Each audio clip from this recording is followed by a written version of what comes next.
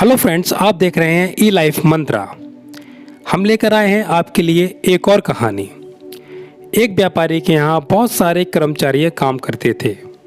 उनमें से व्यापारी के 3 प्रमुख कर्मचारी थे जो व्यापारी के लिए बाहर जाकर दूसरे शहर से व्यापारी का माल लाया करते थे। एक दिन व्यापारी को शक हुआ कि मेरे जो 3 कर्मचारी हैं उनमें से कोई ना कोई बेईमानी करता है।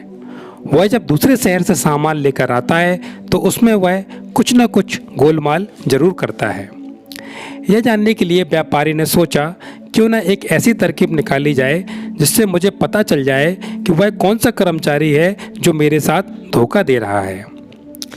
व्यापारी ने अपने 3 कर्मचारियों को अपने पास बुलाया और उनसे कहा कि मैं आप लोगों को कुछ रुपए दे रहा हूँ। मैं तीनों को बराबर बराबर रुपए दूंगा। आपको इन रुपयों में से खाने पीने की चीज़ें लानी हैं। यह सुनकर 3 कर्मचारी मार्केट चले गए। पहले कर्मचारी ने बड़े खुश होकर खाने पीने का अच्छा बढ़िया जो उसको स्वादिष्ट चीज़ें थी वह उसने खरीद ली। अब दूसरा कर्मचारी ने सोचा कि व्यापारी के पास इतना समय कहाँ रहता है कि वह मेरे सामान को देखेगा, क्योंकि व्यापारी के यहाँ बहुत सारे लोग काम करते थे। तो उसने सोचा क्यों ना मैं कुछ सामान अच्छा खरीद लेता हूँ और कुछ सामान बिल्कुल ख़राब ले जाता हूँ, क्योंकि ख़राब सामान थोड़ा सस्ता आता है और बचे हुए पैसे अपनी जेब में रख लूँगा। दूसरे कर्मचारी के मन में लालच आ गया था और लालच के कारण उसने यह काम किया। अब जो तीसरा कर्मचारी था वह बहुत ज़्यादा लालची था, यानी वो दूसरे कर्मचारी से भी ज़्यादा लालची था। उसने सोचा कि मैं पूरा का पूरा ख़राब सामान ले रहा हूँ और मैं बोल दूंगा कि मैं सामान तो बहुत अच्छा लाया था और मुझको सामान भी देखने में बहुत अच्छा लगा था। अब सामान ख़राब निकल गया है तो मैं क्या करूं? मैं थोड़ी ना सामान के अंदर घुसा हूं। यह सोचते सोचते बढ़िया मुस्कुराते वह वापस आ गया। देखिए, जो इंसान लालची होता है वह हमेशा अपने फ़ायदे के बारे में सोचता रहता है। वह छोटी से छोटी चीज़ों पर हमेशा नीयत खराब करते रहता है। उसके मन में बस यही चलता रहता है कि किस प्रकार से मैं गलत तरीके से पैसे बचा लूं और मैं लोगों के साथ बेईमानी करता रहूं। अब आगे क्या हुआ? 3 कर्मचारी व्यापारी के पास आ गए और बोले कि सेठ जी, अब हमें क्या करना है?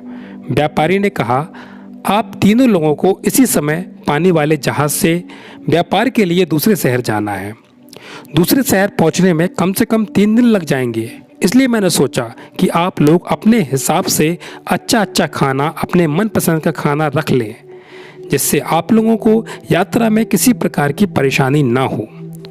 और अब आप लोग यात्रा के लिए जल्दी से निकल पड़िए, क्योंकि जहाज के छूटने का समय हो चुका है।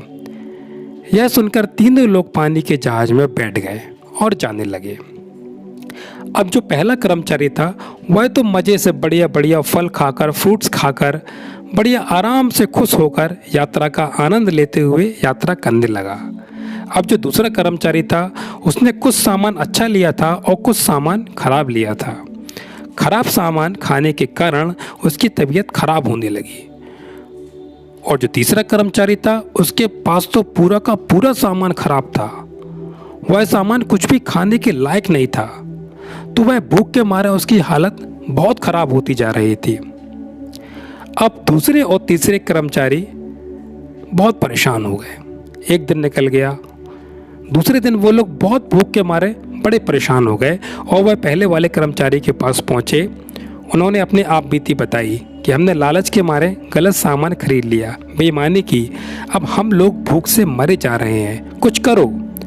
तब पहले कर्मचारी ने अपने सामान से उन लोगों की भूख शांत की। और यह सारी चीज़ जहाज में बैठे हुए सेठ जी देख रहे थे। अब सेठ जी के सामने सारी बात सामने आ चुकी थी कि उनके व्यापार में कौन बेईमानी कर रहा था।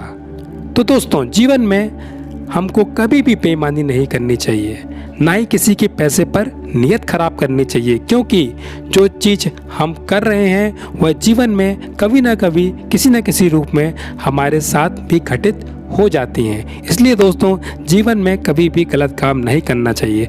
तो ये थी हमारी आज की कहानी।